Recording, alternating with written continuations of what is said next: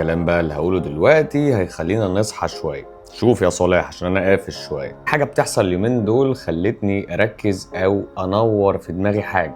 من يومين طلع علينا واحدة بتقول ان هي ابنة الرئيس محمد حسني مبارك، ولكن محدش متأكد من المعلومة دي، ولكن كانت بتقول كلام مش مقنع او كلام غريب، وفي حاجات غريبة بتحصل وفي حاجات غريبة بتكتشف وفي قصة كده يعني. وان في بلوجرز بقى معاهم ثراء فاحش بطريقه ما، بطريقه غير شرعيه، بطريقه بقى تجاره مش عارفه ايه، وبيفتحوا بيوت عامله ازاي وبيسافروا عشان يعملوا ايه، وفي الاخر متسترين حوالين ان هم بيعملوا اعلانات. ناهيك عن مين هم البلوجرز دول، بس في حاجه تانية خالص هي اللي لفتت نظري في الموضوع الازرق ده. سواء بقى الست اللي بتقول ان هي بنت حسني مبارك دي صح او غلط، فتعالى اقول لك يا عم، تعالى نمشيها ان هي غلط يا سيدي، وان هي ست بترمي بلاها وبتحاول تبقى ترند وتطلع على الناس دي كلها. بس ما سالش نفسك اشمعنى الناس دي؟ هو اشمعنى هنا بكذا صيغه على فكره. اولا اشمعنى الناس دي اللي تجاب سيرتها؟ ثانيا اشمعنى الناس دي اللي فعلا معاها فلوس؟ ثالثا اشمعنى الناس دي هي اللي دايما مشهوره ومعروفه؟ يعني تعالى نفكر سوا. اللي احنا هنقوله دلوقتي ده كله هيؤدي لهدم القيم المصريه والمجتمع المصري، لان في مخطط احنا داخلين تقريبا كلنا عليه بس احنا مش واخدين بالنا خالص. فنركز بقى سوا كده واحده واحده، عشان احنا داخلين على ايام زرق. الفترة الأخيرة دي بلدنا بقت دايما مهددة إن هي بتتهاجم بكل الطرق من كل الجهات من كل النواحي، فاللي أنا هحكي لك عليه دلوقتي ده هيوضح لك إن كلامنا كله صح بالمنطق حتى لو محدش جه قال لنا. تلاقي دايما يا اخويا التوجه او الذوق العام او اللي بيتشهروا دايما هتلاقيهم معظمهم ده بجد ركز كده، يعني تقريبا 90% منهم ناس جاهلة ما عندهمش، لا هم متعلمين ولا بيقدموا حاجة نظيفة للمجتمع ولا هم حاجة، وناس فاشلة فشل مش طبيعي. مع ذلك برضو الناس دي بياخدوا فلوس ويرجع يقول لك اصل هم غلابه، اصل الناس بتحبهم، اصل هو ده رزقهم. ماشي، ما عنديش مشكله مع الرزق، بس في حاجه تانية غير الرزق.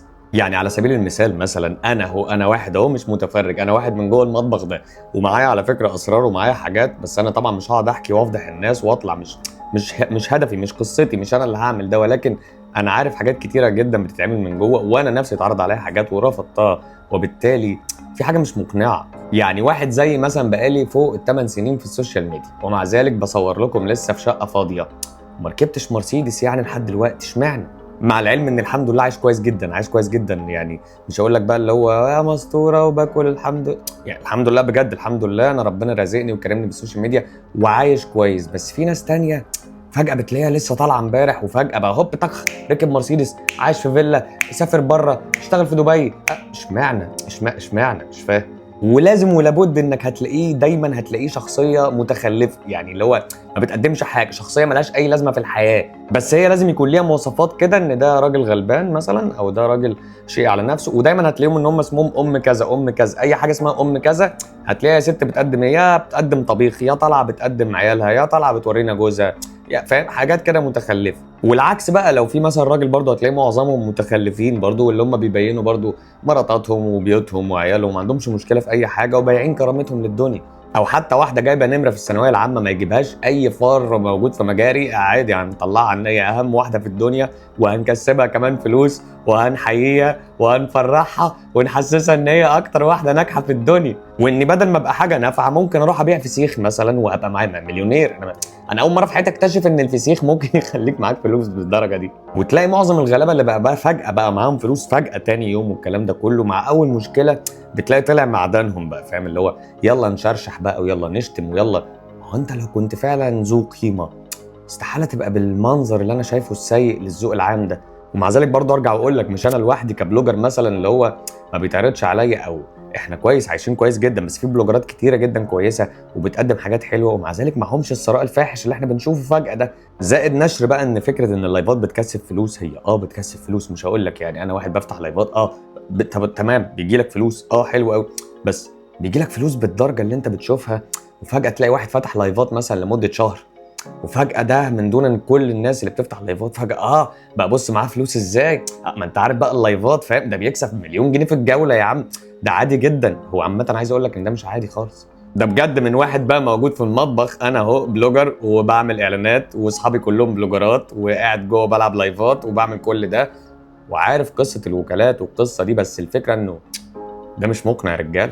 وده كله لو تلاحظ كده هو هدم القيم بقى، او مش قيم، تعال اقول لك اللي هم عايزين يعملوه في الشباب اللي موجود حاليا في البلد دي، في مصر بالتحديد. انا طبيعي لو انا شاب لسه بذاكر او لسه في ثانويه عامه، او انا مثلا نفسي ابقى دكتور، او انا نفسي ابقى مثلا، حتى لو انا هتعلم صنعه مثلا زي زمان كده كان يقول لك واحد يروح يلعب، قصدي يقعد عند ميكانيكي مثلا علشان يتعلم له صنعه ولا حاجه تنفعه في المستقبل. الكلام ده بعد كده مش هيحصل. انا معلش انا اسف لك يعني مع احترامي، انا اذاكر ليه وابقى دكتور ليه؟ ويعني ما اروح افتح لايف اسهل لي واحسن لي وهكسب. وحتى الشباب اللي هم ما لهمش مثلا في التعليم بس هيبقوا مثلا مصدر من مصادر قوه مصر في ان هم يكونوا صنايعيه مثلا، او يكونوا عمال شاطرين في مهنه معينه، زي مثلا انه يبقى ميكانيكي او يبقى نقاش. انا ابقى نقاش وميكانيكي ليه واعمل ليه الكلام الفاضي ده واخد 200 جنيه و300 جنيه؟ ما اروح افتح لايف اسهل لي.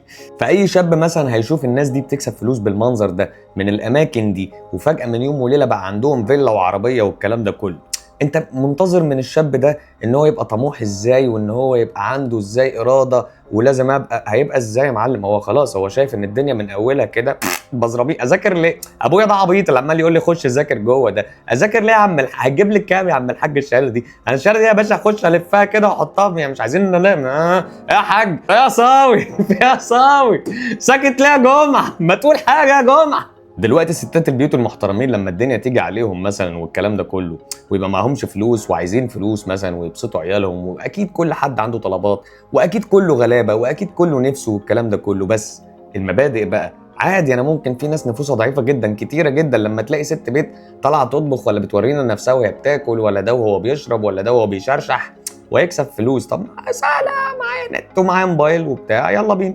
فبالتالي المخطط اللي عندنا مش مجرد بس هدم الشباب، ده هدم الشباب وهدم الاسر المصريه وهدم القيم والثقافه. وتعالى اقول لك حاجه كمان اكتشفتها، الجيل بتاعي اللي هو جيل التسعينات بالتحديد، انا فهمت حاليا احنا ليه متداس على وشنا وليه ما بنكسبش او ليه مش هنبقى. لان في الغالب احنا اخر جيل واعي. يعني لو جم عرضوا علينا نفس العروض اللي بتتعرض على الناس اللي موجوده حاليا من شباب بقى صغير، من عائلات غير واعيه بالمره، احنا عمرنا ما هنقبل بالكلام ده. وان قبلنا بالمناسبه خدوا دي بقى، البلوجرات اللي احنا بنقول عليهم ان هم كسبوا فلوس غير عاديه في وقت غير عادي، عايز اقول لكم ان هو حتى الفلوس اللي بياخدوها دي منصوب عليهم فيها. يعني مثلا لو هو مثلا مثلا المفروض يكسب 5 مليون، فهو لا بيكسب مليون يقول لك انا واخد فلوس كتيره جدا، يعني حتى حمار. فاللي بيشتغلوهم وبياخدوهم عشان يديهم فلوس والكلام ده كله هم ضاحكين عليهم برضه. بس ليه؟ لان هم فقراء فكريا وماديا ومعنويا وكل حاجه، فبيقبلوا باي رخص، يلا بينا نشتغل في اي حاجه. والسؤال هنا ليه دايما بيجيب المغفل هو اللي بيبقى بلوجر مشهور او معاه فلوس؟ يعني لازم يكون مشهور ومعاه فلوس الاثنين. زي تراهنوا على قد ايه ان علياء قمر دي والله العظيم اهو هتلاقوها جايه يا باشا بعد فتره معاها عربيه وفيلا، وهتشوف وانا وانت اهو. في حاله ان هم لو اختاروها تكون واحده منهم، يعني واحده فقيره وغلبانه وعندها متابعين وخلاص، لو اديناها قرشين وهتقول البقين اللي احنا هنقولهم الناس كلها هتيجي وراها وهتشغله. فعن طريق الاشخاص المغفلين دول هيجيبوا الناس الغلابه اللي مش لاقيه تاكل. فبالتالي كل حاجه تقريبا مشبوهه، لان اللي بيبقى معاه فلوس ده مش ذو قيمه نهائي. ركزوا مالوش اي حاجه، كلها عباره عن ناس عاديه خالص. فهو عايز يحبط لك الشباب، وعايز يحبط لك الاسر، وعايز يحبط لك الشعب المصري، وكل واحد يبقى تافه،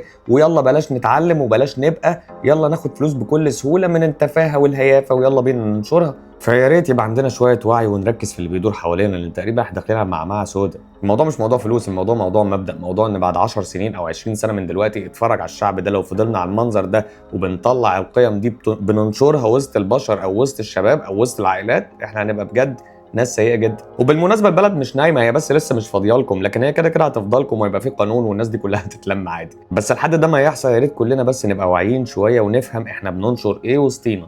ومش حلو برضو ان احنا نقعد ننشر غسلنا الوسخ قصاد كل الناس. واتمنى زي ما شهرنا او ساعدنا في انتشار الوعي السيء وسطينا ده، نقدر برضو ان احنا نهدمه وننزله سابع الارض، زي ما خلينا لاي حد ملوش قيمه انه يبقى قيمه علينا بسببنا، بسبب الجمهور ده.